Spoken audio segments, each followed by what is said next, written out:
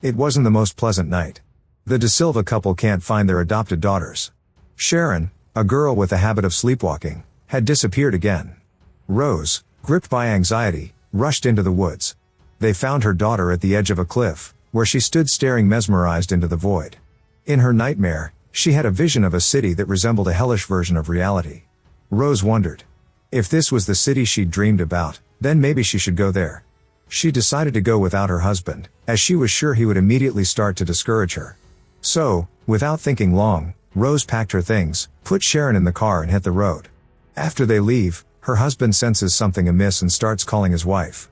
When she doesn't pick up, the husband decides to check his wife's browser history. And sees that she was looking for information about Silent Hill, where their daughter is from. On the way, they are stopped by a policeman on a motorcycle.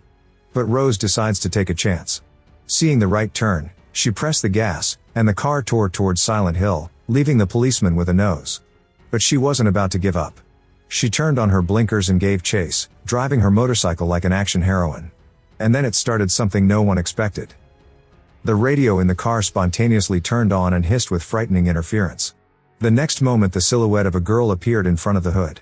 Rose, who had not expected such a thing, immediately jerked up. She woke up in the morning. The sky was covered with leaden clouds, and not snow but ominous ash was falling from the sky. She looked around the car, but Sharon was gone. Rose rushed into town, calling for her daughter, but the neighborhood was frighteningly empty. Running past a peeling billboard that read "Welcome to Silent Hill," she stepped onto deserted streets shrouded in thick fog. Cautiously looking around, she saw the girl and disappeared into an alley. Rose rushed after her.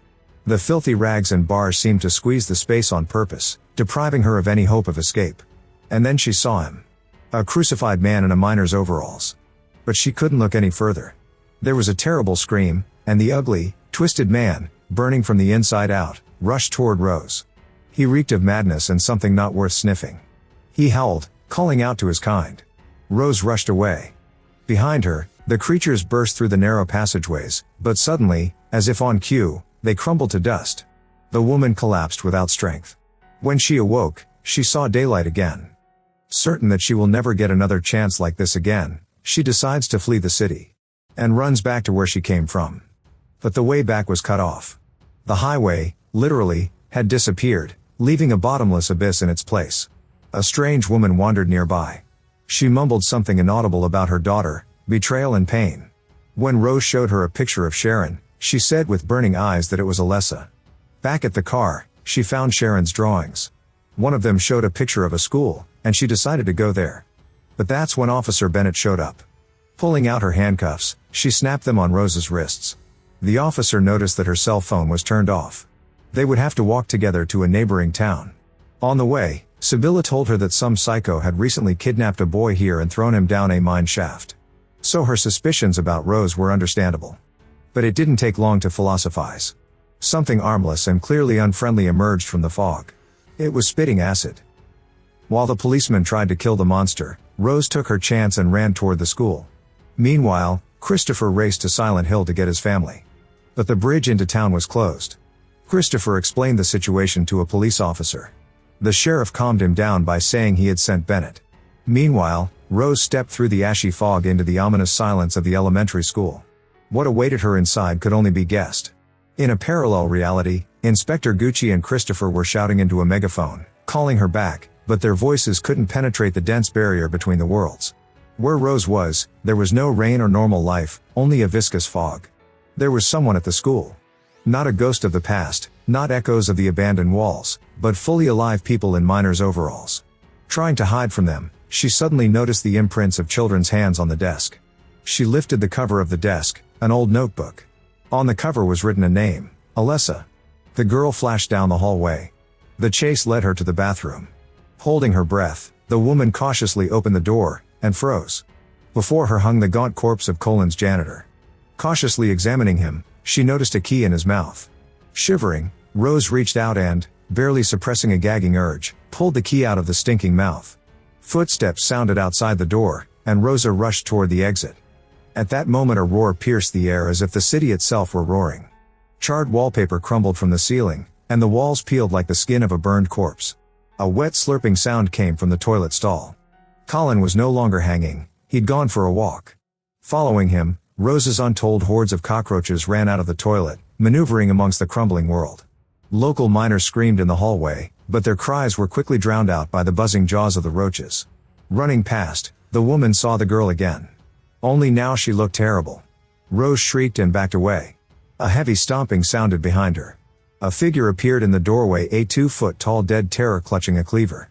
In another, quiet reality, Christopher was very close by, in the same school. He was calling out to her, smelling the faint scent of her perfume in the air, but they were in different dimensions. And neither of them could overcome this invisible wall. In desperation, Rose ran until her strength left her. Out of the gloom, Sybil Bennet appeared. Calm, determined, but with a note of distrust in her gaze. She helped Rose up without asking questions. Here, in this damned place, it was best not to ask too much. Together they walked toward the hotel, where Sharon might be hiding. On the way, they met another resident of the town. Anna, a girl with wild eyes and a desperate desire to survive. She was throwing rocks at a woman sitting on the ground.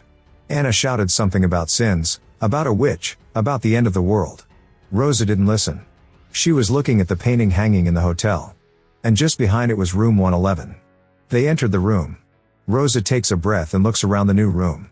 The girl again, the woman rushes after her, but as she grabs the fugitive by the shoulder, her heart skips a beat. This is not her daughter.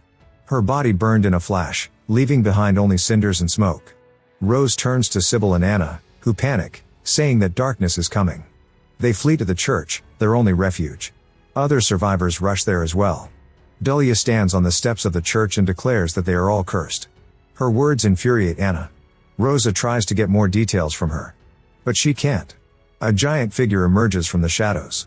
Majestic and intimidating, with a triangular helmet instead of a head and a giant cleaver in his hands.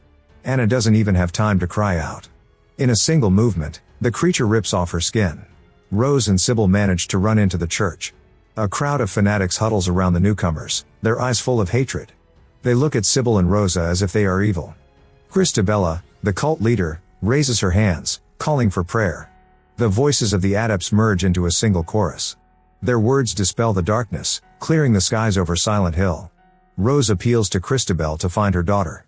If someone is missing in Silent Hill, she replies with a grim smile, only a demon knows where they are. But there's a chance. They take her to the hospital. It is there, in one of the rooms, that the one they call the demon resides. Christabella walks alongside, and when Rose's dropped locket glistens on the floor, she bends down to pick it up. Inside turns out to be a picture of Sharon. Christabella freezes, her eyes widening with realization and then fear.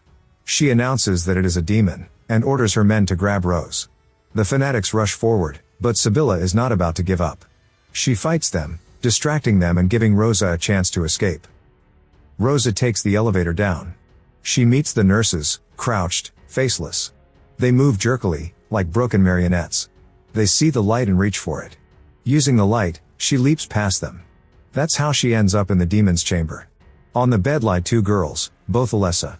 One is painfully pale, in bandages, hunched over, full of hate. The other is the dark Alessa, her distorted reflection, full of malice and pure, concentrated terror. Once upon a time, Alessa had been an outcast. She was harassed, bullied, tortured. She had been molested by a janitor. Her mother, instead of protecting her, gave her to a cult. The cultists, in turn, decided to sacrifice her, but this led to a fire. Officer Gucci saved her, not because he believed in her innocence, but because it was his job to save people. Mutilated and almost lifeless, Alessia was taken to the hospital. But there her soul could no longer calm down, only get angry. Pain became her food, hatred became her fuel, and in the end she became what she feared to be, a witch. In a moment of despair, a second Alessa was born from the darkest depths of her being, a creature of living shadow, a curse released into the streets of the city. And from that moment on, the world could no longer be the same. The nurse hunched in the corner, sobbing pitifully and not daring to raise her head. Her eyes have turned into scorched craters, the price forever looking at Olay's. Standing next to her is the same dark Alessa, a girl similar to Sharon but much older and more dangerous. She asks Rosa to help her destroy them. Meanwhile, the fanatics find a hiding Sharon. They take the girl to the church, where a bonfire is ready. Officer Sibylla Bennet is burned on it, her skin bursts from the heat, her clothes are torn to shreds, and the crowd shouts enthusiastically, enjoying the spectacle. Sharon is tied to another ladder, and it's about to be her turn. But then Rose bursts into the temple like a goddess of retribution. She pushes the fanatics aside and screams that the world isn't going to end. That it's all a lie. Christabella plunges a dagger into Rose's chest. Instead of blood, however, something black, viscous, and foul-smelling flows from the wound. The very darkness they feared. Rosa helped Alessa cross the border. A chasm opens up in the floor. From it, shrouded in clouds of darkness, rises a hospital bed. On it lies Alessia. She has returned not to ask for forgiveness, but for revenge. Tentacles of barbed wire burst from the abyss and wrap themselves around Christabella, lifting her above the crowd. Meanwhile, little dark Alessa, squealing with delight, bounces around in pools of blood like a child in rain puddles. When the darkness finally dissipates, only 3 of the entire crowd remain alive. Rose takes Sharon's hand and they walk outside, passing Dahlia, who stares blankly after them. The car is parked where they left it. But the damned fog is still swirling around them. It follows them all the way home. And even beyond the doorstep, it doesn't disappear. Christopher, sitting in the living room, does not even realize that his wife and daughter have returned, not to him, but to another world. They remain prisoners of the ghost town. The thin line between reality and nightmare has separated them forever. If you want to see more videos like this, don't forget to subscribe and put a like on the channel. See you soon.